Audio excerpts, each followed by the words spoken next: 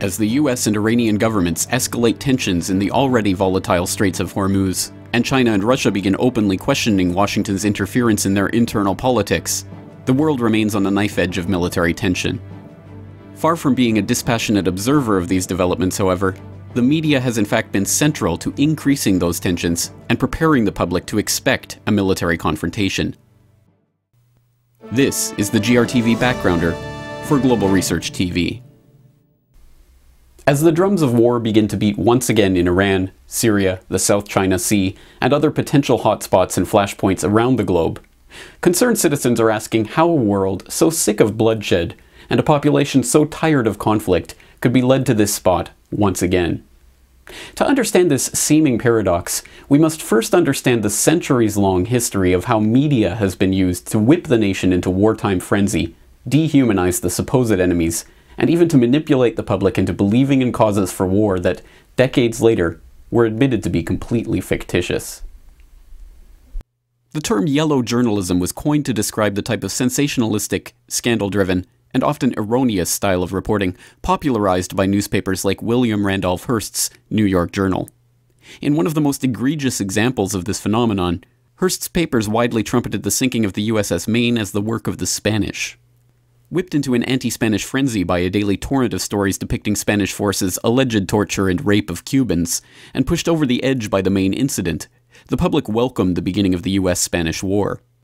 Although it is now widely believed that the explosion on the Maine was due to a fire in one of its coal bunkers, the initial lurid reports of Spanish involvement stuck, and the nation was led into war.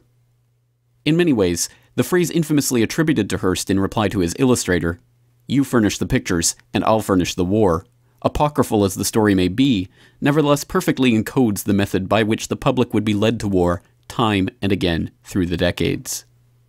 The US was drawn into World War I by the sinking of the Lusitania, a British ocean liner carrying American passengers that was torpedoed by German U-boats off the coast of Ireland, killing over 1,000 of its passengers. What the public was not informed about at the time, of course, was that just 1 week before the incident, then First Lord of the Admiralty Winston Churchill had written to the President of the Board of Trade that it was most important to attract neutral shipping to our shores, in the hopes especially of embroiling the United States with Germany. Nor did reports of the attack announce that the ship was carrying rifle ammunition and other military supplies.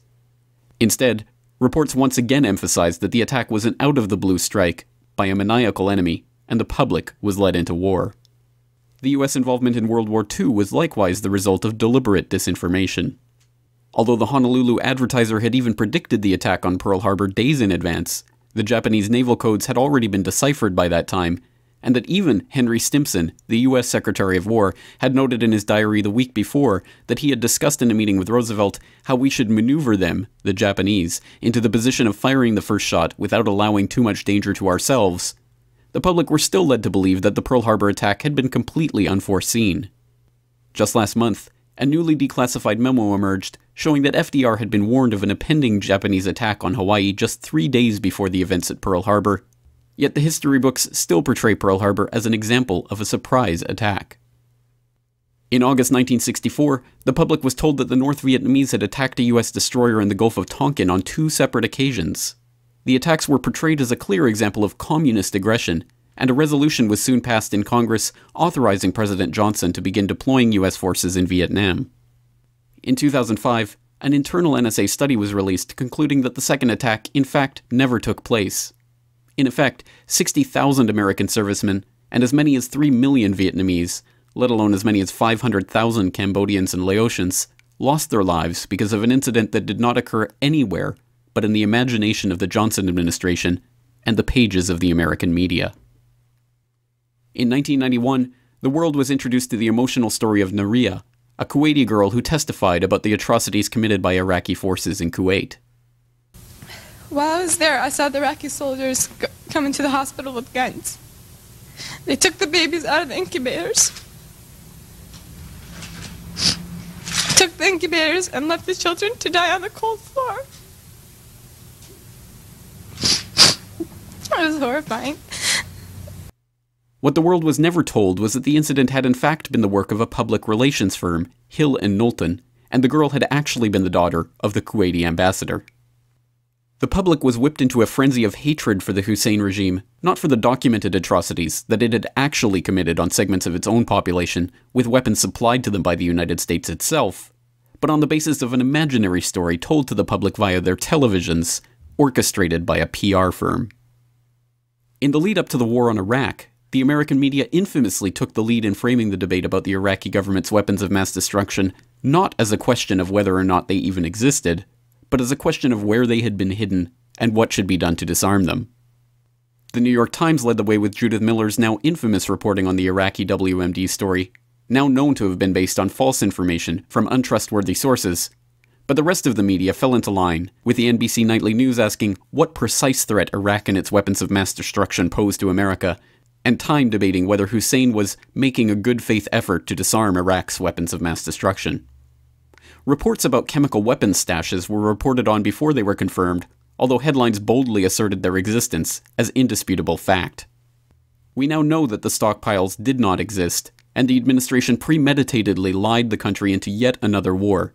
But the most intense opposition the Bush administration ever received over this documented war crime was some polite correction on the Sunday political talk show circuit.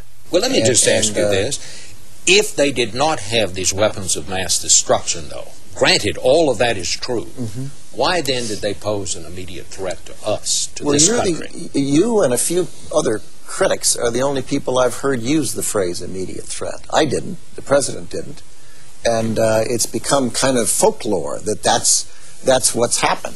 The president went... You're saying that nobody in the administration said that? I can't speak for nobody and everybody in the administration and say nobody said that. Vice President didn't say that? If you have any citations, I'd like to see them. We have one here. It says, some have argued that this is you speaking, some have argued that the nuclear threat from Iraq is not imminent, that Saddam is at least 5 to 7 years away from having nuclear weapons. I would not be so certain. Close to imminent. Well, I've tried to be precise and I've tried to be accurate. No terrorist state poses a greater or more immediate threat to the security of our people and the stability of the world than the regime of Saddam Hussein in Iraq. My view of the situation was that he had, we believed, the best intelligence that we had and other countries had. Remarkably, the public at large has seemingly learned nothing at all from all of these documented historical manipulations. If anything, the media has become even bolder in its attempts to manipulate the public's perceptions, perhaps emboldened by the fact that so few in the audience seem willing to question the picture that is being painted for them on the evening news. In 2008, CNN aired footage of a bombed-out Skin Valley in South Ossetia, falsely labeling it as footage of Gori, which they said had been attacked by the Russians. This was immediately refuted by the cameraman who had actually taken the footage. Today, when we arrived and news came that Gori was being shelled, I saw my footage. I said, that's not Gori, that's Tsin Valley. Having crawled through the length and the breadth of Tsin Valley, I don't need much to tell from which point this or that footage was recorded. I can swear in front of any tribunal. I can point to this location on the map of the town because I and the cameraman of the Rossiya channel videotaped that. It is 50 meters away from the entrance to the territory of the peacekeepers.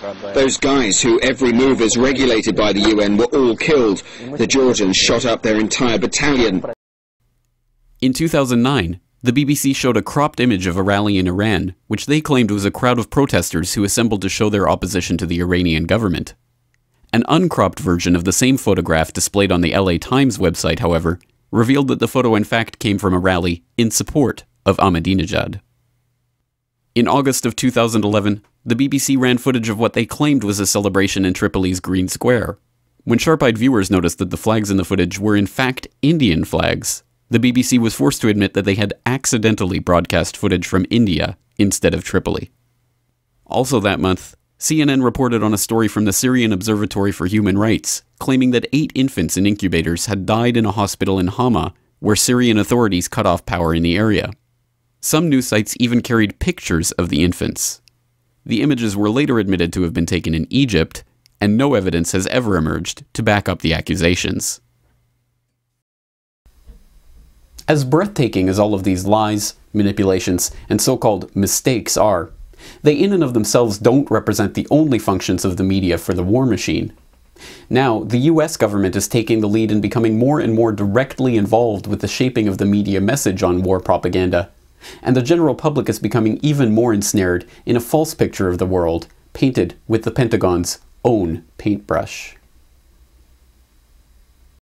In 2005, the Bush White House admitted to producing videos that were designed to look like news reports from legitimate independent journalists, and then feeding those reports to media outlets as prepackaged material ready to air on the evening news. When the Government Accountability Office ruled that these fake news reports in fact constituted illegal covert propaganda, the White House simply issued a memo declaring the practice to be legal.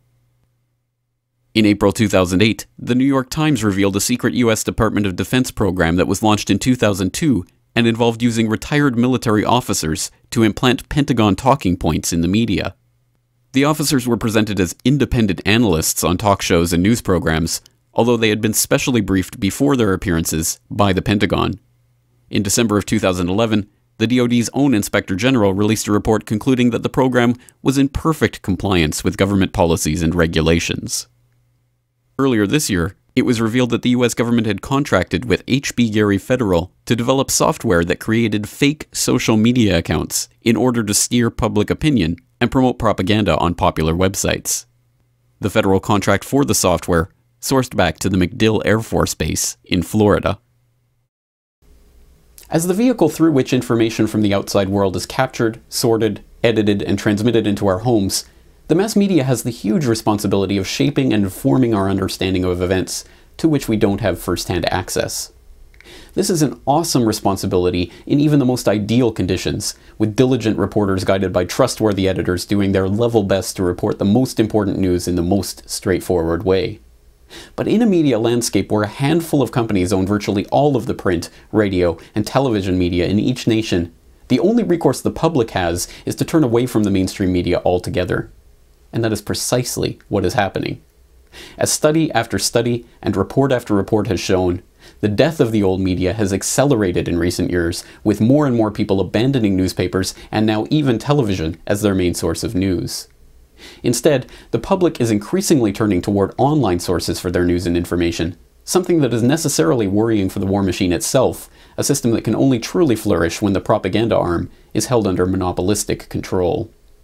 But as citizens turn away from the New York Times and toward independent websites, many run and maintained by citizen journalists and amateur editors, the system that has consolidated its control over the mind of the public for generations seems to finally be showing signs that it may not be invincible.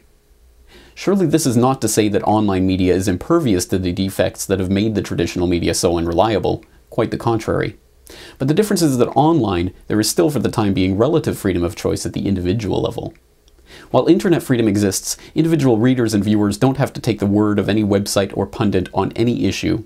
They can check the source documentation themselves, except, perhaps not coincidentally, on the websites of the traditional media bastions, which tend not to link source material and documentation in their articles. Hence the SOPA Act, Protect IP, the US government's attempts to seize websites at the domain name level, and all the other concerted attacks we have seen on internet freedoms in recent years. Because ultimately, an informed and engaged public is far less likely to go along with wars waged for power and profit. And as the public becomes better informed about the very issues that the media has tried to lie to them about for so long, they realize that the answer to all of the mainstream media's war cheerleading and blatant manipulation is perhaps simpler than we ever suspected. All we have to do is turn them off. For more on this story and other breaking news and current events, please go to globalresearch.ca. For more research and analysis by James Corbett, please go to corbettreport.com.